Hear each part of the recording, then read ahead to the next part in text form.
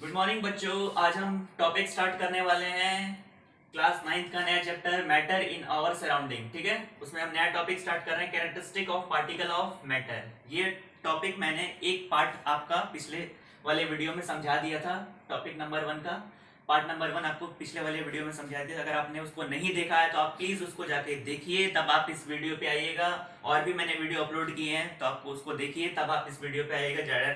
Direct इस पे मत आइएगा, नहीं तो आपको कुछ क्लियर नहीं होगा, समझ में नहीं आएगा, तो वेस्टलेस जाएगा ये वीडियो।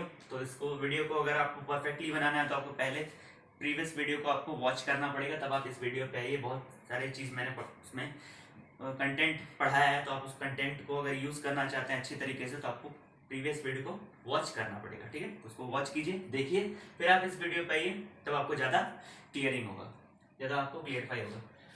देखिए, इसमें आज हम पढ़ने जा रहे हैं characteristics of particle of matter. Matter के पार्टिकल की क्या क्या विशेषता है। तो पहली विशेषता हमने पढ़ ली थी। नेक्स्ट कैरेक्टरिस्टिक हम पढ़ने जा रहे हैं पॉइंट नंबर 2। पॉइंट नंबर 2 क्या है? Particles of matter have space between them.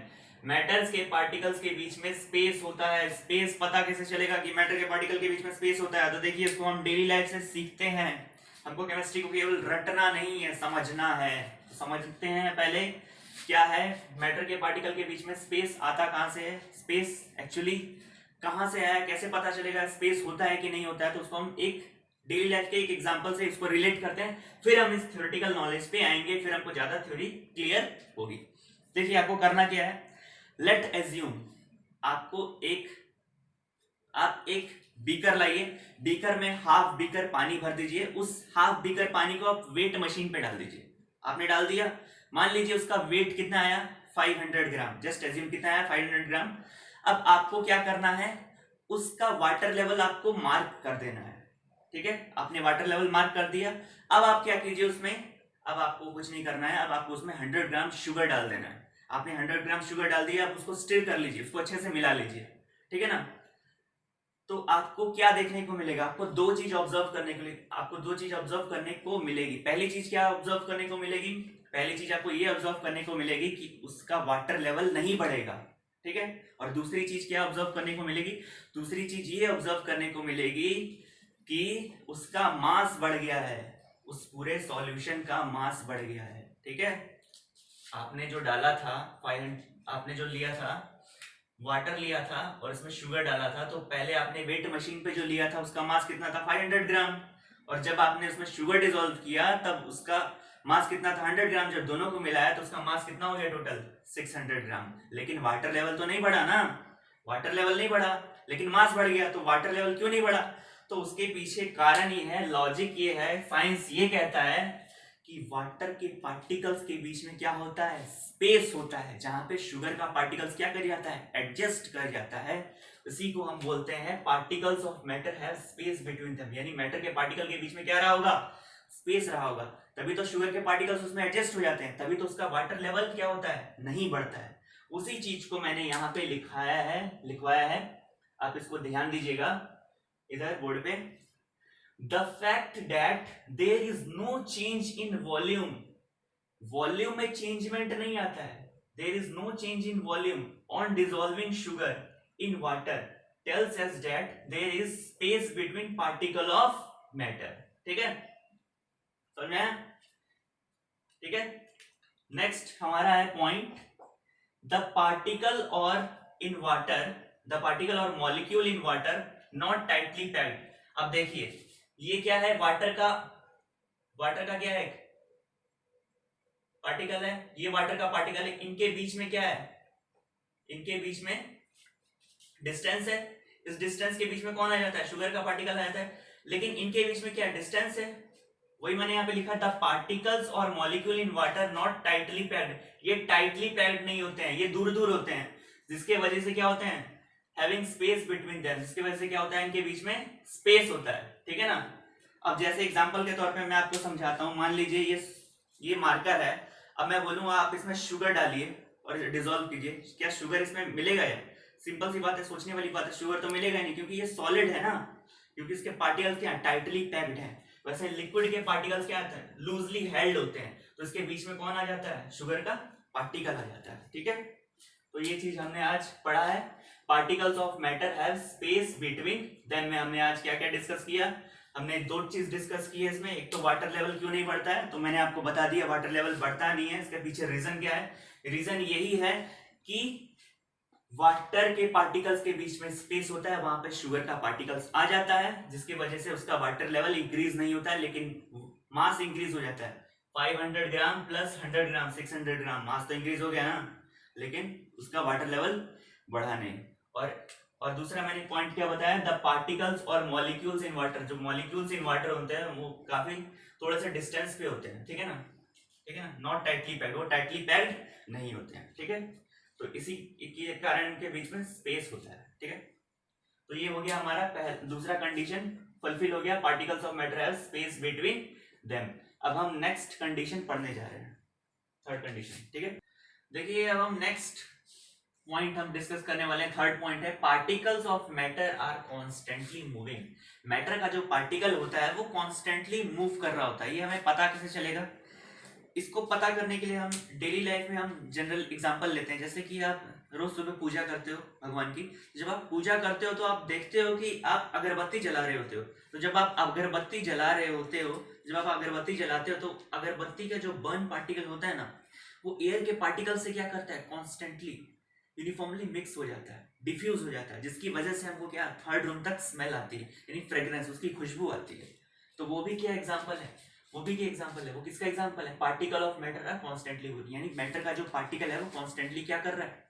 ऐसे आप जब अगरबत्ती जलाते हो तो ऐसे ऐसे इसको पार्टिकल्स क्या करते हैं, मूव कर रहे होते हैं, तो एयर के साथ क्या हो जाते हैं, डिफ्यूज हो जाते हैं, जिसकी वजह से हमें थर्ड रूम तक फ्रेग्रेंस, उसकी खुशबू आती है। तो वही यहाँ पे मैंने लिखा है, when we light in incense stick, जब हम इंसेंस स्टिक को जलाते हैं, in one corner of room, एक कॉर्नर, रूम के एक कॉर्नर में, the fragrance, the pleasant smell, जो अच्छी खुशबू होती है वो spread throughout the whole room में हो जाती है क्विकली, क्योंकि एयर के particle incense plus incense stick के बर्न पार्टिकल आपस में क्या हो जाते हैं, डिफ्यूज हो जाते हैं। ये मैंने स्पेशल पॉइंट देकर लिखा है, तो आप इसको पक्का नोट कर लीजिएगा, एयर का पार्टिकल प्लस इंसेंस स्टिक का जो बर्न पार्टिकल है वो आपस में क्या हो जाता है, डिफ्यूज हो जाता है, अच्छी तरह से मिक्स हो जाता है, ठीक है। तो एक इसका एग्जांपल था, इंसेंस स्टिक का पहला एग्जांपल मैंने क्लियर कर दिया। नेक्स्ट आप देखते हो आपकी मम्मी जब खाना बना रही होती है तो आपको गेट तक स्मेल आता है, खाने का खुशबू आती है, क्यों आती है, ऐसा क्यों होता है। ऐसा इसलिए होता है कि जब आपकी मम्मी खाना बना रही होती है तो टेम्परेचर क्या होता है खाने का, बहुत ज़्यादा होता है। जब उसके जो पार्टिकल्स होते हैं, जो आपके वो जो पार्टिकल्स उसमें से निकलते हैं, वेजिटेबल्स के जो वो पार्टिकल्स होते हैं, जब उसमें से निकलते हैं तो उसका रेट ऑफ डिफ्यूजन क्या होता है, ज़्यादा होता है। नहीं, पार्टिकल्स आसानी से क्या होते हैं, एयर के पार्टिकल्स के साथ क्या होते हैं, आसानी से मिक्स हो जाते हैं, यानी उसका रेट ऑफ डिफ्यूजन बढ़ जाता है। क्यों, टेम्परेचर वहाँ पे हाई होता है। वही आप अगर आप ठंडा खाना रखते हो तो आपको खुशबू नहीं आती, क्योंकि उसमें रेट ऑफ डिफ्यूजन क्या होता है, बहुत ही कम होता है, क्योंकि टेम्परेचर बहुत ज़्यादा लो होता है, जिसकी वजह से हमको उसकी खुशबू, यानी उसकी खाने की स्मेल, जो फ्रेग्रेंस होती है, खुशबू होती है, वो हमें महसूस नहीं होती है। ये इसका सीधा साधा एग्जांपल है जो डेली लाइफ में हम लोग ऑब्जर्व करते हैं, ठीक है। नेक्स्ट एक और एक एग्जांपल है जो मैंने यहाँ पे लिया है आपके लिए, When a few crystal of CuSO4 placed at the bottom of beaker, आप एक बीकर लीजिए, उसमें एक कॉपर सल्फेट का क्रिस्टल आप उसमें प्लेस कर दीजिए। आप देखिएगा बहुत जल्दी कॉपर सल्फेट का क्रिस्टल ना ब्लू में कन्वर्ट हो जाएगा, यानी पूरा बीकर कैसा हो जाएगा, ब्लू हो जाएगा। पूरा बीकर क्या हो जाएगा, containing water in whole beaker turns blue slowly, और स्लोली क्या हो जाएगा, धीरे धीरे वो पूरा बीकर किसमें कन्वर्ट हो जाएगा, ब्लू कलर में कन्वर्ट हो जाएगा। इसका मतलब कॉपर सल्फेट का जो क्रिस्टल था उसके पार्टिकल्स क्या कर रहे थे, अपर डायरेक्शन में मूव कर रहे थे, और वाटर के पार्टिकल्स डाउनवर्ड डायरेक्शन में मूव कर रहे थे। इसका मतलब क्या होता है, इसका मतलब ये साबित होता है कि पार्टिकल्स, मैटर का जो पार्टिकल है वो कॉन्स्टेंटली मूव कर रहा है, वो रुका हुआ नहीं है, वो मूव करता है। तभी तो हमको पूरा जो बीकर था वो किस कलर में तब्दील होता हुआ नजर आया, ब्लू कलर में तब्दील होता हुआ नजर आया। इसका मतलब पार्टिकल्स जो क्या कर रहे थे, मैटर का जो पार्टिकल था वो कॉन्स्टेंटली मूव कर रहा था। तो ये सारे किसके एग्जांपल थे, particle of matter are constantly moving के मैंने आपको 3 एग्जांपल, एक तो मैंने एग्जांपल बता दिया, पहला इंसेंस स्टिक का बता दिया, और दूसरा मैंने क्रिस्टल ऑफ CuSO4 का बता दिया, जो कि आप किसमें प्लेस करते हो, बीकर में प्लेस करते हो, ठीक है ना। वो एग्जांपल मैंने क्लियर कर दिया। तो 2 एग्जांपल यहाँ से मैंने आपको क्लियरिफाई कर दिए, ठीक है। उसके बाद आगे हम पढ़ते हैं। अब हम स्टार्ट करने जा रहे हैं property number 4। Next characteristic, fourth characteristic कौन सी है? Particles of matter attract each other, यानी मैटर का पार्टिकल भी क्या करता है? अट्रैक्ट करता है। ध्यान देने वाली बात है, शब्द को पकड़िए, अट्रैक्ट करता है। तो मैटर का पार्टिकल अट्रैक्ट कैसे करेगा? देखिए दो तरह के फोर्स हमें देखने को मिलते हैं। कौन कौन से फोर्स होते हैं? एक तो होता है कोहेसिव फोर्स और एक होता है एडहेसिव फोर्स। जब सेम सब्सटेंस के बीच में जो फोर्स लगता है उसको हम क्या बोलते हैं? कोहेसिव फोर्स बोलते हैं। और डिफरेंट सब्सटेंस के बीच में जो फोर्स लगता है उसको हम एडहेसिव फोर्स बोलते हैं। तो आज हम कोहेसिव फोर्स का एक पढ़ने वाले हैं, कोहेजन। कोहेजन को हम अंडरस्टैंड करने वाले हैं। कोहेजन एक्चुअली होता क्या है? कोहेजन क्या होता है? The force of attraction between particle of same substance. Same substance के बीच में लगने वाला फोर्स ऑफ अट्रैक्शन क्या कहलाता है? कोहेजन कहलाता है। जैसे कि एग्जांपल में मैंने क्या लिया था, यहाँ पे एक आयरन ने ले लिया। इसमें बहुत सारे आयरन के क्या है? एटम्स। इनके बीच में क्या लग रहा है?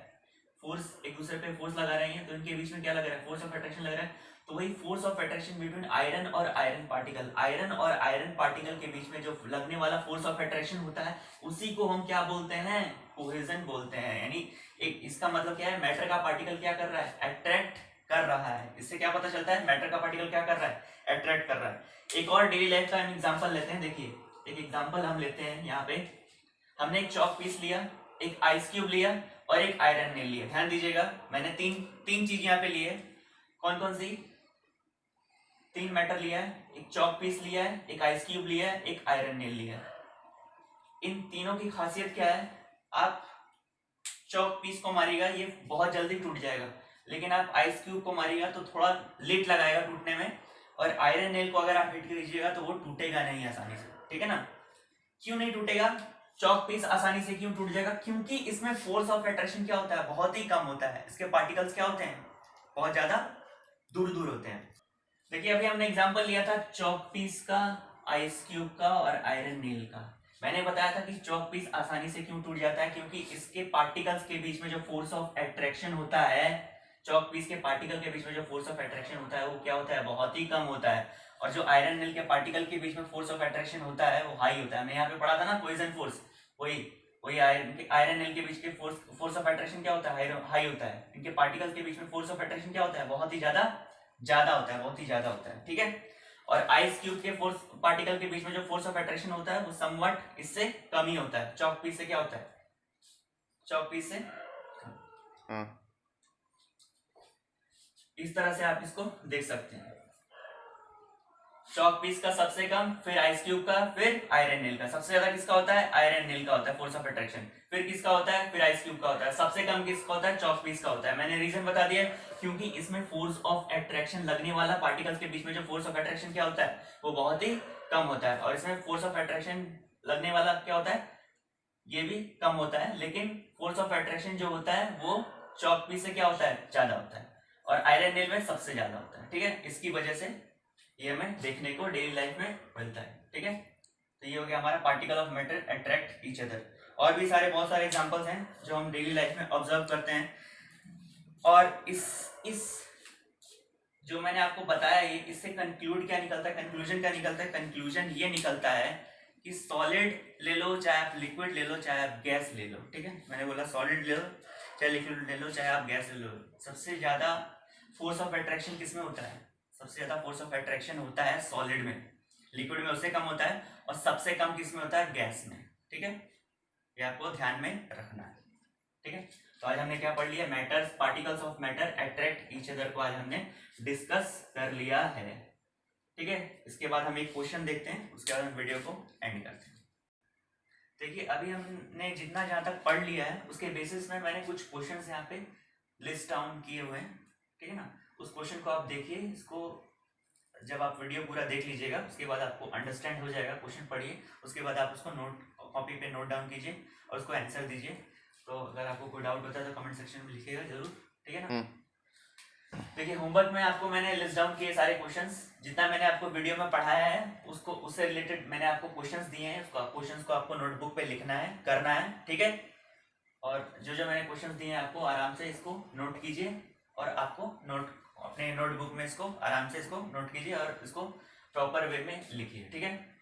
जितना मैंने पढ़ाया है। तो क्वेश्चंस पे डिस्कस करते हैं हम, क्या क्या मैंने क्वेश्चंस आपको दिए हैं। पहले क्वेश्चंस के बारे में डिस्कस कर लेते हैं। देखिए पहला क्वेश्चन है यहाँ पे, name two processes which provide the best evidence for the motion of particle in matter. ये भी मैंने आपको बताया है कौन से दो प्रोसेस होते हैं, बेस्ट एविडेंस कौन सा है, पार्टिकल मोशन कर रहा है, ये भी मैंने आपको पढ़ाया हुआ है। ठीक है, नेक्स्ट यहाँ पे क्वेश्चन नंबर 2 है, when sugar is dissolved in water there is no increase in volume which characteristics of matter is illustrated by this observation. ये भी मैंने आपको अभी इस वीडियो में पढ़ाया था, तो ये भी आपको क्लियर हो गया होगा कि जब शुगर को पानी में डालते हैं तो उसका वॉल्यूम इंक्रीज नहीं होता है।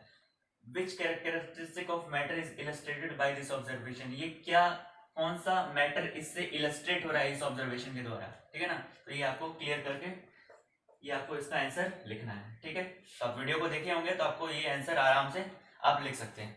क्वेश्चन नंबर 3 देखिए, A piece of chalk can be broken into small particle by hammering, but a piece of iron cannot be broken into small particles by hammering.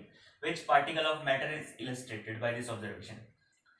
वो भी मैंने आपको इस वीडियो में बता दिया है कि एक पीस ऑफ चॉक को मारते हैं तो बहुत आसानी से टूट जाता है, जबकि आप आयरन नेल पे हैमरिंग करते हैं तो आसानी से नहीं टूटता है। तो इसके पीछे क्या रीजन है, ये क्वेश्चंस मैंने दे दिए, इसको आप करके लाइएगा। नेक्स्ट वीडियो हम क्लासिफिकेशन ऑफ मैटर के बारे में पढ़ेंगे, सॉलिड, लिक्विड और गैसेस के बारे में। ठीक है, थैंक यू स्टूडेंट्स।